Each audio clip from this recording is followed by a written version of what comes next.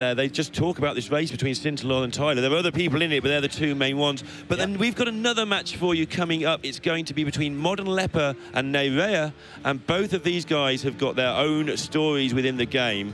Oh my God, I got just a heart attack. Oh my goodness, what's he doing? He's like, learned from Ekop how to scare people. The long neck with the stare. Pretty scary stuff. Yeah. And Modernleper, well, tell us about Neirea. I'll talk about Modernleper in a moment. Well, Neirea playing for Team Liquid for as long as I remember, actually. I think it's like almost over 2 years now, maybe a little bit close to 2 years. Representing the team very well. Was playing in Shanghai just a week ago, right? Was that a week ago? Yeah, I don't know how he's got here so quickly, but yeah, it was just a week ago. One or two players didn't come from there because it was just such a long journey for them.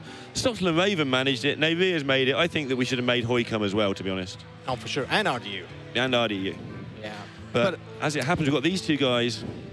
Yeah, and they are standing both on 5-2, so it's another elimination match. Now we are seeing the classes Neirea with the Rogue. Like that very much, thank you. Would like to see some Rogue action. And it's the Questing Adventurer Arcane Giant Shadowism Edwin Van Cleef deck. And he's only got half of those cards in his hand, which is actually obviously awful. Unfortunately for Neirea, he's facing an aggressive Druid. And this might just be a downfall for the deck. But fortunately for him, he did pick up a crucial backstab.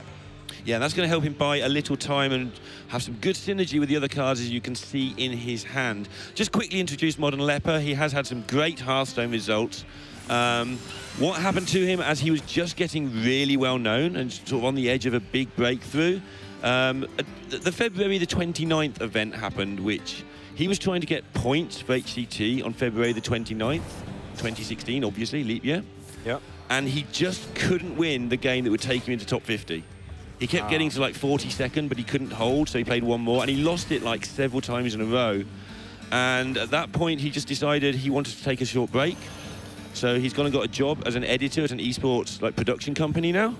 And he's got back into Hearthstone more on his own terms. He's a lot happier with, you know, if I win, it's great. If I lose, I'll go back to work. And that suits him a lot more. And he is a great player in his own right. We should not underestimate this guy. Well, this is why it's so important to have an organization behind you, right? If you have a team that is actually capable of believing in you and paying you a salary, you can then focus full-time on Hearthstone. While it's a really hard thing to do when you cannot be, you know, relying on prizes from tournaments. Yeah, it can be difficult times, but you know, some of these guys can do it alone, and some of them do need that support, depending just how much free time they have and how much they're willing to put their life into it. Anyway, Modernleper is got this matchup that we saw earlier. Well, we've seen several times now, which is a bit rough for the Rogue, as Sottle was describing, because it's so hard to just keep clearing this stuff up. But Neirea is actually doing a pretty good job at it, right? He had the backstab, the agent with the swashbuckler, and the patches. The patches is so important here as well, right? It's just an additional 1 damage, and that actually gives an edge to Neirea, because otherwise he would have been already at 19 and not 22. It's a huge difference when you think about it. Yeah, just that 1 extra hit. How often do you wish you could do 1 extra hit with your 3-4 or your 2-3 on the board, and that would win the game? Yeah, that's how much of a difference it is. It's gigantic. Little touch of irony here. I think in that cast with Sottle earlier, I said the words Druid of the Claw like 10 times. They weren't playing it. Modernleper is playing Druid of the Claw, which means that this is a slightly slower build. Yeah, we have seen that yesterday a few times, and it's a little bit slower. But the upside of playing Druid of the Claw obviously is the choose one factor, because you can be both defensive and offensive with it. And sometimes being defensive with it actually means that you have to be charging, because you just trade into something that is a threat, right?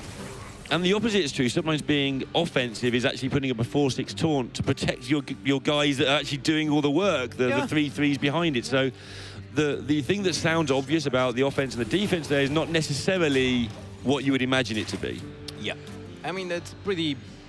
It has like the philosophy, like the Dark Reaper in the deck. Yes. But it has also the other option to just go face when it's needed, or just trade up with a minion like a Frothing Berserker, which is pretty cool. Yeah, and we're seeing here, it probably won't come off because there's just so much stuff going on for Neirea. but he is going to have the chance to maybe try and hide this bird behind the 4-6 as well. It probably won't quite get there just because Neirea is going to be able to put enough stuff on board. He's pretty low on health though. 15. That's not really a lot. Oh. Yeah, that's just 13 now if you want it. Yeah. I would probably just use this Saboteur right now because it's a 3-mana fireball, and you're almost 100% certain that your opponent will not have anything to heal, so you can just kill him with hero power in some time. Yeah, just two turns it would have been, I think. Interesting. But now he actually puts out a lot of threats. The problem is a single fan of knives deals with 3 of those. Right. Yeah, it would have been a bit awkward because of the Thanos. Hallucination, though, is like the last gasp here. Oh my god, Moonblade. Is it playable? Is it enough, though? I don't think it's going to be enough unless it gets a taunt. Not even going to play it, just going to tidy up this board. Well, to be fair... Yeah. That might be enough to just secure the win for Neirea, because Modernleper now... Wait, is that... that's 4, 6, 7, 8 damage. 1 off. 1 off.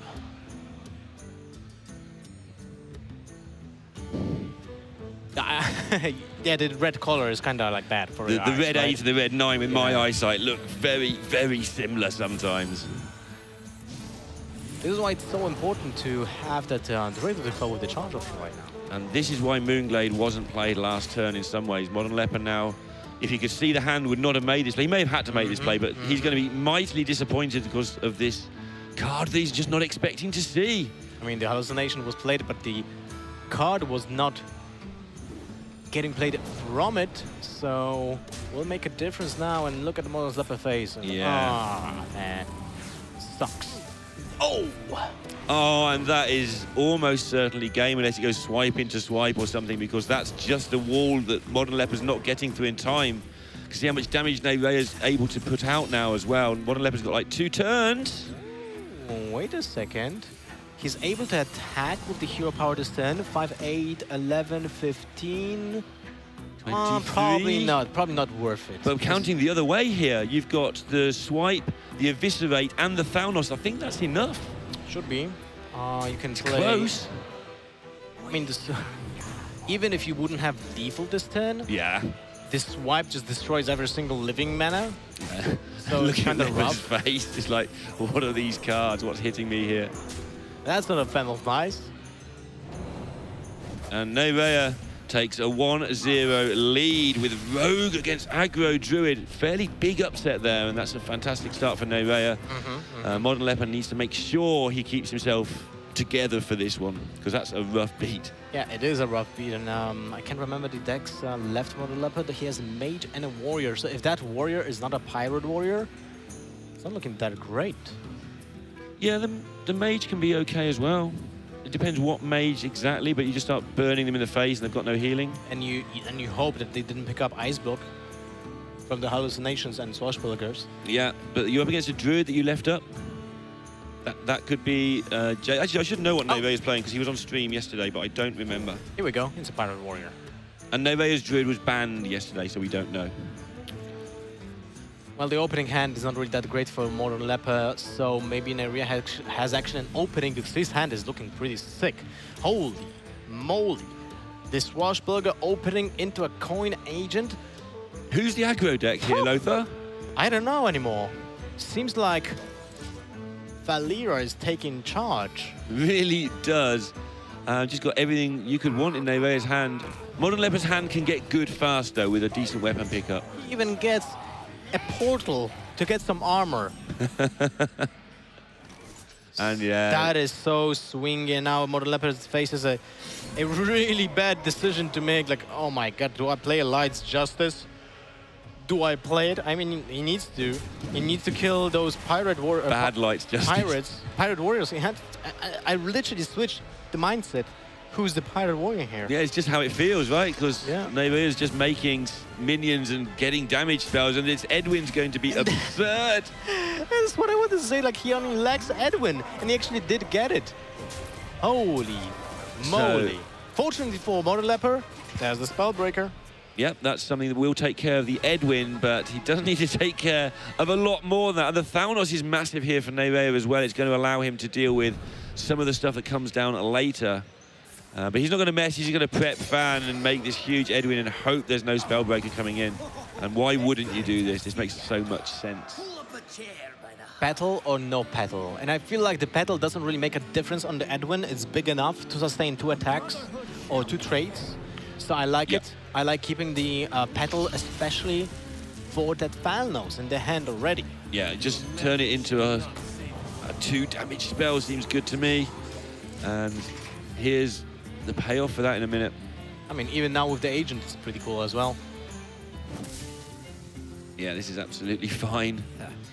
Finding ways to keep the tempo coming is what Rogue does best, is just tempos out the board, stops your opponent from getting anything, any sort of foothold. It's not as good as it used to be, but what do you do here if you're Modernleper? You know you've got to try and get something to stick on board, or you're just going to beat them down by small minions. Well, but you've got to do damage at the same time, and Arcanite Reapers are really good at that. So let's count the potential damage here. He has at 24 HP, his opponent is at 29. If he goes for Arcanite Reaper this turn, deals 5 damage to the face, his opponent is at 24. Then next turn is Naga into attack with the Heroic Strike, so that means he's putting his opponent at 15, but then he's still lacking damage. Yeah, he went for the play that challenged the board the best, and wow. Bloodhoof Brave is pretty good against pirates as well, especially when you've hit them for so much damage. The actual 5 that Modernleper might end up having to take at some point to kill it, maybe not, but maybe that could also factor in here. And no really good kill for him here because of how this card works. Yep. Obviously, when it gets hit, it turns into a 5 attack minion, and you can't kill it in 1 hit, which means it's going to do some damage either to your face or kill one of your minions, no matter how you do this. It's pretty awkward.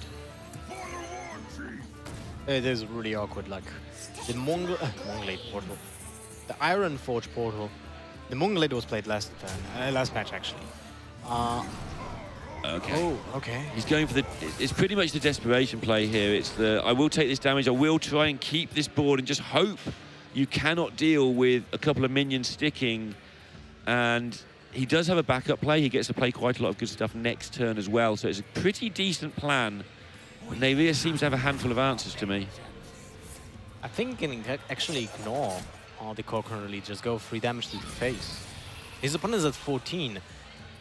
Yeah, he's just gonna not even save this coin for the auctioneer like a lot of people would. He's just gonna use it to clean up the Coconut Elite and use his minions to just keep going face. It's not even about the auctioneer here. The Vilespine Slayer is actually a bigger deal with that combo part. So, yeah. I saw this play previously, and we talked about it. There's a lot of outs here if you make this play. It looks like, why has he got rid of the combo card? But if you go through, there's backstabs, there might be Shadow Steps, there will be potential Cold Bloods. We saw a very aggressive version previously with Shadow Steps and Cold Bloods. Maybe this isn't that version, but there's still plenty of cheap stuff with Razor Petals and so on. Oh, yeah, definitely. And he gets actually 2 draws next turn. Yeah. Yeah, sorry, I was forgetting that was a more aggressive than normal version of the deck. All right, let's see what is the draw. Not an auctioneer. What's the second draw? It's a backstab. There we go. Well, to be fair, I think like this is the turn when you just play auction. No, makes no sense. Makes no sense. Sharazin, deal 4 damage to the face. Ignore the minions. Put your opponent at 7, maximum 9. Seems good. Seems very good. Neirea picks up a little bit slower play, so he doesn't put up the pressure and doesn't really threaten lethal for the next turn, but it's still like so far ahead. It's ridiculous. Yeah, and this Arcanite Reaper, I'm going to say the weird words, it's only 18 damage in 3 turns. Yeah, that's not enough time. Yeah. There's not enough time to use all of those swings because you're at 12. And your opponent has 6 on the board. So even if you swing those 3 times, you're still lacking auto finishers. Because you need to trade here. Yeah, Modernleper's trying to work out, can I get away without doing this trade? Can I survive? Like, can I win this race? And he thinks this is his best chance, which means he doesn't like it either way. It doesn't mean he thinks this gets there. It just means he thinks the other way is even worse. Charge. Well, actually, those are really bad. Yeah, that's the new charge. Of course, it was nerfed several months ago. If you haven't seen this card for a while, it's because you can no longer go face. If you're wondering why he hasn't got a charging auctioneer right now, that is why. Although it would have still dealt with the problem. Ooh. That is actually the best possible draw if you want to finish up the game. It is. But it's still not enough. The fact that the Arcanite Reaper wasn't played over a minion now makes Modernleper suffer a little bit, because he's met with the problem, a recurring problem in warrior decks, when they are, when a card is sharing a slot in the board, on the board, and cannot be played over it because you lose the value. Right. Right. I mean, that's literally like, it's a weapon, so you don't have dual wield. You can't play both. By the way, if we ever get dual wield, that would be some crazy stuff. I was going to ask you about that. If we get dual wield, do you reckon that'd be good? It'll happen one day, right? I don't know where they put it on the screen. That's the main problem. They'll find a way. Instead of the hero power, I guess maybe Rogue Death Knight might have that. Maybe we get that. Maybe Rogue actually gets that as the hero power. That would be amazing. Like 2 daggers or something? Yeah. Oh, but one of them's going to be like better, right? Like a 1/1 dagger and a 2/2 dagger. Or sorry, maybe we get the old hero power from Rogue. What was the old hero power? It was ridiculous. Like, it was the same as now, but if you had a weapon, you can use the hero power to add +1 attack on it. Oh, okay. Yeah. Sounds good. Oh, okay. Yeah, it was ridiculous. Like, it had so much board control potential, because you coin it out turn 1, turn 2, you kill any 2-drop, unless it's 3 HP. I want a dual wield. You've got me interested in doing this. I can tell you one, like a fun fact. Go for it. In one of my favorite decks, if not the favorite deck from World of Warcraft TCG, was a monster deck, because in one expansion there was introduced a new faction was introduced, so monsters that were not Horde, not Alliance, and they had special deck building rules, you know, that were not found anywhere else. And one of that monsters was Modern Misery. Okay. She had six hands, so a sextuple wield, right? She can wield 6 things at once. Yes, so the entire deck had to be weapons and quests. So there was, I took this deck to a regional championship, and I went 6-0 with it, because no one actually saw it before. It was like 52 weapons and 8 quests and something like that. And I was like, what the hell? I'm thinking that right now, to be honest. That sounds insane. All right, we have this almost certain Freeze Mage. The Loot Horde is very traditional, only in Freeze Mage. And if you want to play Freeze Mage, you want to draw all of your draw cards early. The point being that you want to draw into your expensive cards when you can actually play them. So the rest of the game is about thinning your deck and setting up the way to win. I agree. I mean, Modernleper, if Neirea is actually sporting a Jade Druid, even if he wins this one, it will be a tough nut to crack for Modernleper. Because we did, as you said before, we I'm just looking. Druid, right? It was banned. We saw Neirea play on stream yesterday, but his Druid was banned, and today it is not. And he still has a Shaman as well, which we saw, and I've just written Shaman, which usually means it's Evolved Shaman, because I haven't noted anything special. Ooh, Spellbender is actually insane, because it's so hard to trigger it.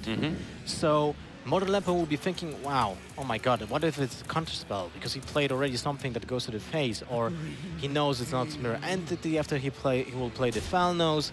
There's a lot of consequences here, and there might be some missed sequences from Modernleper just because it's an unknown secret. Like, you have no idea what it is. Yeah, when you go to some of the stats tracking sites that you can get for Hearthstone now and have a look through Mage Mulligans, if you keep Spellbender in the hand, it has the highest win percentage of any secret by miles. It's like 5% better. Game swinging. And it's partly because, as well, it's game swinging, partly because people don't always play it. So you play around Counterspell, find it's not that, and it's exactly what you just said. You think Counterspell's gone, you try to backstab, or sorry, you try to fireball something, oh, it's fireballs the Spellbender you forgot about.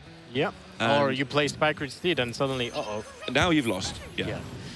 So that's got a massively big win percentage. So now Modernleper knows it's not a mirror entity, it's not counter spell. It might be still ice block, ice barrier, vaporize. Sure. And by the way, the fact that Neirea did get a greater healing potion might be impactful in this game as well. Yes, yeah, that's definitely important because Alex draws it into now you've got to do 27. Another secret, the mana bind is probably even better now. That's actually ridiculous because now he can play, for instance, greater healing potion for... Oh, sorry, for instance, like he can just get a win condition. Yeah, he'll get one of these spells, obviously, later on. And he might even get another secret from Modernleper. I mean, the binding, the mana bind, can be played right after you broke the ice block.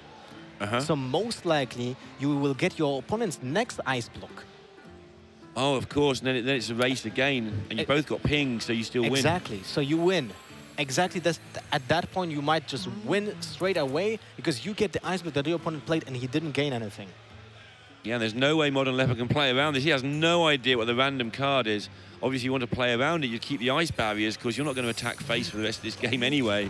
Yep. So he would need to play like a Frost Nova first or something to get checked for the counter spell and for the mana bind as well. But it might be tough, especially since that Shaco is attacking for the 3rd time in a row. Will it get another secret? This time I counterspell. Please do it. Wow. Now, greater Arcane Missiles. Just 9 more damage against a deck that doesn't put minions down. That's fine. I would just play it right now. Yeah, seems a good way to deal with the problem on board, but this is fine as well. Sorry, I thought he was playing his Vile Spine. That was fine as well. I like this. Yeah, I like this as well. It doesn't overextend into Flame Strike. And you still have pressure. The fact that the Shaco is still there, it's really awkward for Modernleper. It's just so much card advantage. Yeah, got a chance to clear this board now. He is starting to count how much damage he has. Here we count. You know, he can do this. Vaporize, not a choice. Arcane Intellect might be a choice, but Firelance Portal seems like the best possible choice. Unfortunately, we know there's a Spellbender, right? Yeah, it's not too bad. It's like 5 mana, destroy your opponent's secret, get a minion. It's not the worst, terrible. But it will mess up his plans a little bit. You can get a Doomguard or a Leroy Jenkins still kill a minion, right? This lot might just all be going face in the next few turns, to be honest. Like he has a hand that's almost lethal. He may just not bother with Alex now. The thing is, that's still a secret, and it might be an ice block. And how do you plan to win then, right? I mean, you have to get your own ice block up and plan to ping them to death before they kill you. Yeah. Is the only way, but Meteor comes into play as well. Ooh, another burn spell. Okay. So this turn can be 12 damage. Puts the opponent at 14. And that means you can play Firelance Portal on turn 9 alongside whatever. Put your opponent at 9 and then Pyroblast and try to win the game. This is going to be good. I think he's going to play the Blood Mage and double Fireball, which will...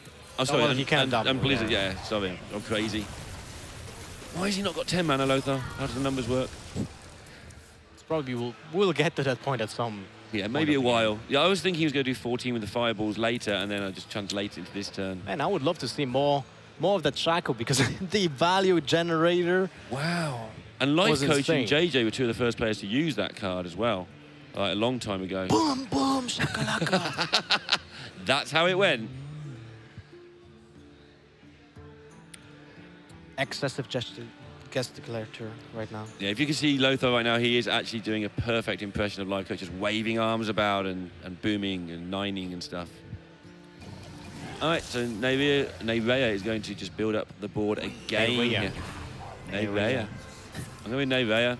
That's what he said that his name is, although he doesn't mind Neirea either. But I always feel it's my job to do the best job I can with people's names, which sometimes is terrible, but I do it anyway. All right, now this goes to the face, generates a Doomguard. Nope. The Dark Speaker doesn't really do much, but still doesn't have the worst possible stats because the free attack is enough to kill a Sherazin in the upcoming turn. It also potentially, although he won't get the chance, allows Leper, if he does get an attack in with it ever, to test what that secret is. He's not been able to attack face since that secret was played.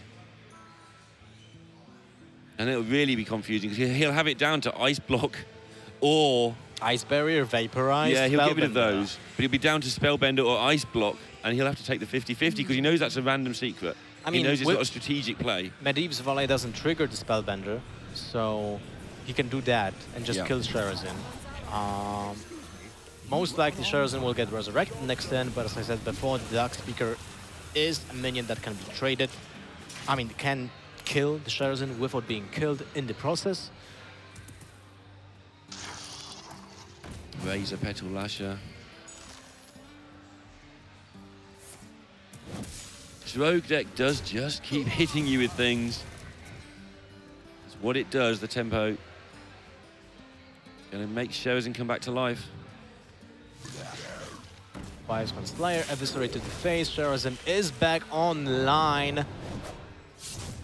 I like the fact that we got like a unique minion like Sherazin. I like Sherazin. I think it's an interesting card. We were saying yesterday it's a card that I think most people didn't realise quite how good it was going to be. I think some people thought it'd be okay. But it's a lot easier to trigger because we lived in a faster world back then. We thought that Sherazin would be just too slow. Why would you trigger Sherazin on turn 13? Why would that ever be a thing? Well, it's a thing because the meta slowed down. Yeah, well.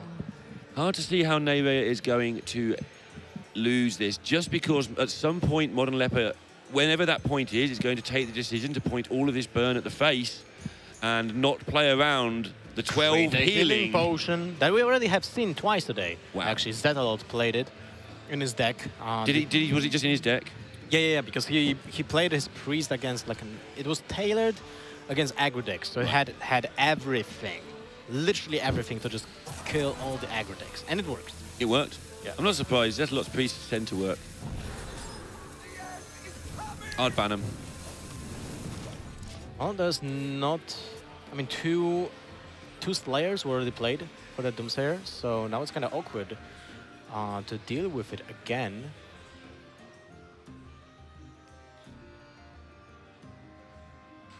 And all the time, these giants are becoming more menacing. Ooh.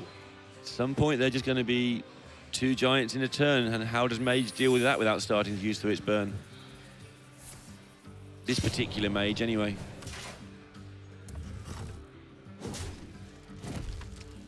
Interesting situation with the mana bind right now, because Modernleper will not know what this secret is. Maybe the first one is still a Spellbender or a Vaporize or an Ice Barrier, so it's not important, but maybe the second one is actually Counterspell. So now the circle begins again, and he needs to check those once more.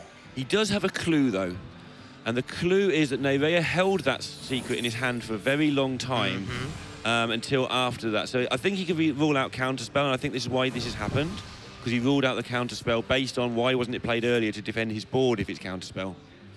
So Mana Bind is just unfortunate for him. Well, Modernleper, you did stick to your plan of burning your opponent. So I wouldn't mind actually just using one Fireball this turn. Huh, Mana Bind for Mana Bind. I wouldn't mind it, actually. Wouldn't mind Mana Bind. Modernleper just not pulling the trigger just yet. Interesting. Will he have, I know he should, but in the middle of a long tournament, at the end, middle of a long day in a long tournament, how much of an idea will he have of which cards were generated by Shaku? Will he still have a perfect knowledge of that, or will he maybe not be quite sure at this point, do you think? And the Shaku is not a problem anymore because there's only one card being left by Shaku. That's what I mean. Do you think he'll still know there's one card there? The one card that wasn't played most likely is just a useless card. Right. That would be my conclusion at least. Same. But the problem is that there's one card from the Cabal Chemist, and you have no slightest clue what it is. Yeah. Because it can be from different classes. Wow, Cabal Courier. That is sick as well. One of the cards that can give you win conditions right now. It is sick, but also the Crystal Runner would only have cost 2. What? Because he's played 2 secrets this game. Right. So it was quite an interesting choice, actually. Look at the power he could have put on the board if he'd done all of that. 369. He is overdrawing and a picked up counter spell. That is insane. Who's the mage in this match? That is just insane. The counter spell, double mimic pods. What is happening this game? Miracle Mage. The second Arcane Giant actually allows him to not overdraw, so scratch what I just said. It's all fine. He's sitting at comfortable 9 cards in his hand, a full board. By full, I just mean full of humongous creatures. Yeah, and Modernleper thinks it's full of something else right now, I suspect. This game has been absolutely ridiculous with all of these secrets. And I mean, he's navigated them well. He hasn't really done anything bad into any of these secrets. It's just been overpoweringly difficult for him. Yeah. I mean, now he's run out of answers to the minions because he needs to use this this Flame Strike, but that doesn't really deal with the Arcane Giants. So the plan needs to be, I just smack your face with my spells, and hopefully you don't have an ice block, because he is actually faster than the mage. It's been really interesting exhibition, a Miracle Rogue here from Neirea, and it looks for all the world with that healing that it should get there, but so it's not there yet. How many cards does he have in his deck? That's the question, because he cannot get into a fatigue at any given point of the game. Right. Not many, I don't think. It looks like 3. Maybe 2? I think it's cut off at the edge of the screen, so we know it's 5 or fewer usually with that pack, but I don't think it actually changes between 5, 4, 3, and 2. I'm not sure. That's what I think happened. It may have been changed. But here goes the bad news from Modernleper, that this isn't a useless card in hand that he's held all game. the eyebrow raise. But it's not over. Like, Modernleper is able to put 10 damage of Pyroblast in at some point. He does have his second block himself, a couple of Frostbolts. Shadow Vision. It's actually pretty close on damage here. Is there anything useful in Neirea's deck that can be Shadow Visioned? I don't think so. He used both Hallucinations. That would be like the MVP card. He needs damage right now. That is good. So he can deal how much damage this turn? He can deal 9. What? That is... Wait, am I going crazy? He could have put 9 to face, right? Yeah, that is... And then he could have Pyroblast to face the turn 9 after. next turn is most likely Neirea is not able to deal damage. No, I don't get it.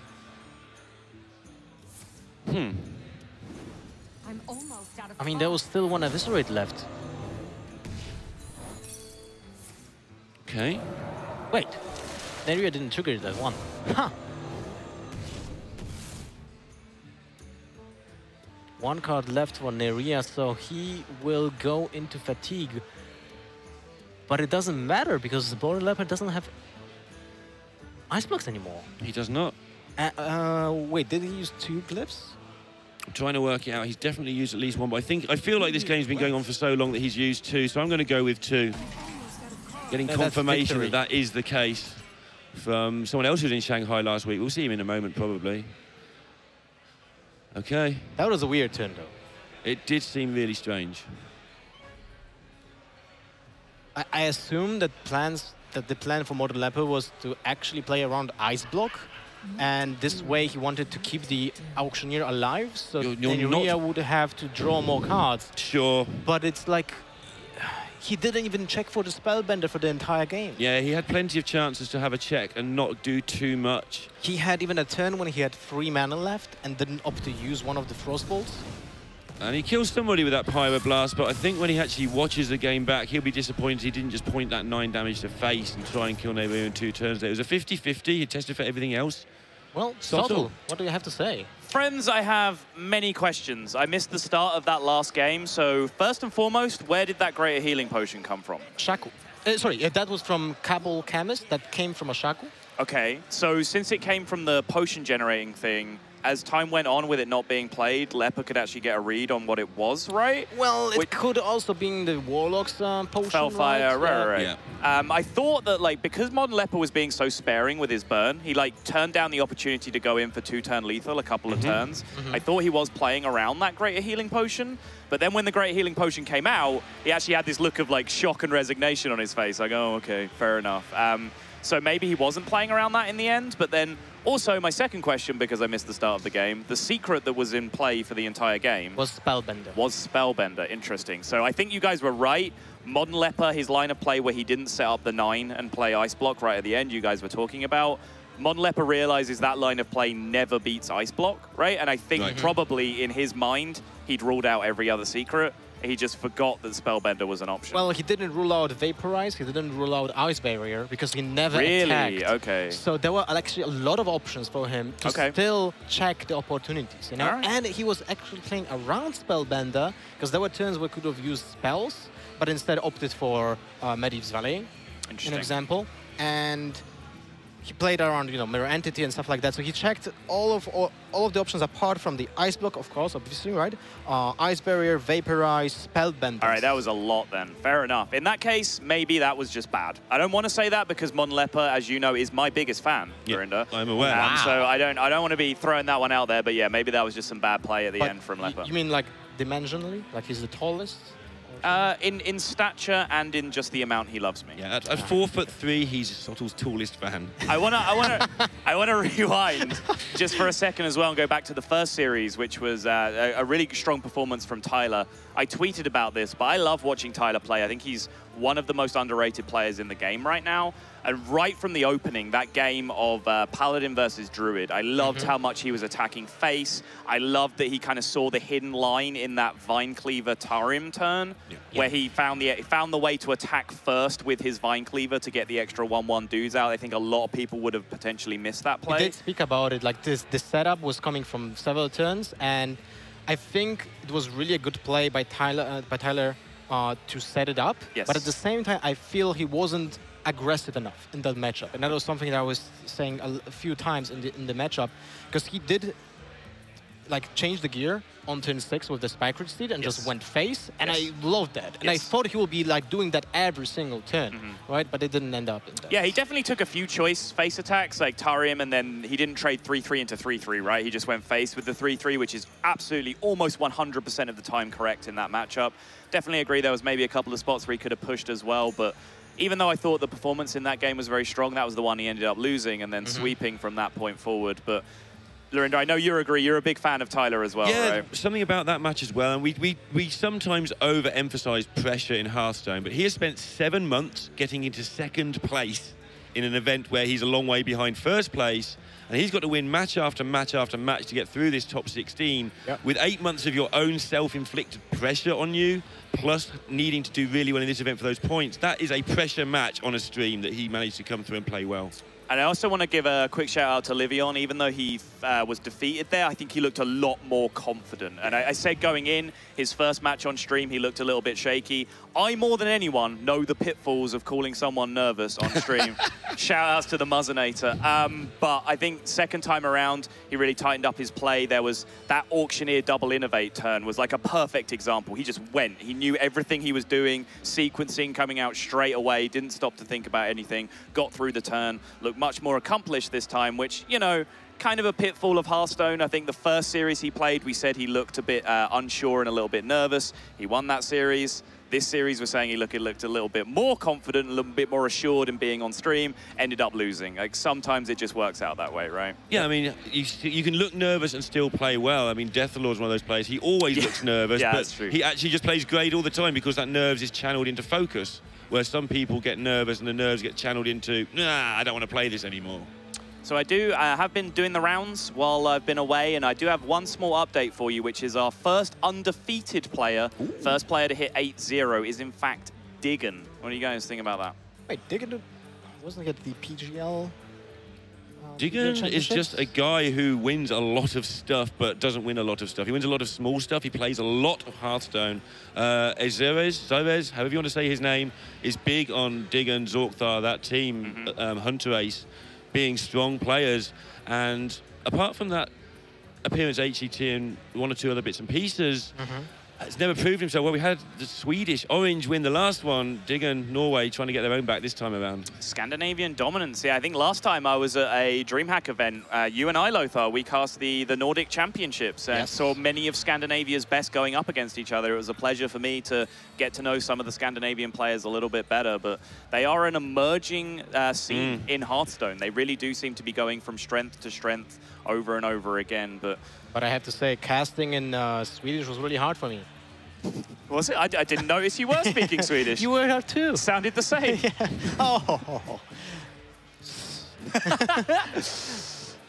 See you later. Lorinda's I can't cast in English, so I don't really care. It's true, but yeah, I mean, first undefeated player is a big achievement. I think with the extra round, we're going to have the undefeated players falling away earlier as well. Like, we're going to have less players with the ones and zeros next to their names when we get to the end. So 8-0, obviously, that is qualification at this point through to the top 16. So it's not just a little asterisk next to your names. Like, you went through 8 rounds undefeated. At that point, you're going 8-2 at worst, and you're going to have the best possible tiebreakers in the whole event. So that guarantees Dig in a top 16 spot. It also gives him 3 or 4 hours mentally where he's not going to have to really like be tired out going into that top 16.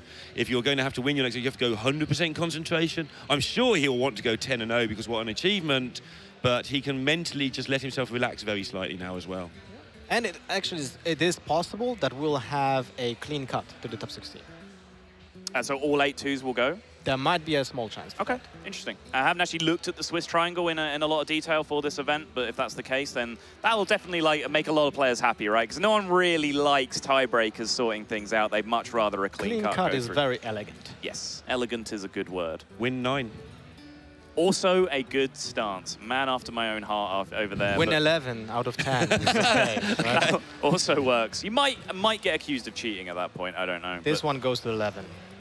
But I think the original triangle had 1 person missing out on 8-2, but that was on 320 players. Okay. And I think we've got 288. 288, yes. So I haven't done it since, but that seems to me like it's clean cut-ish.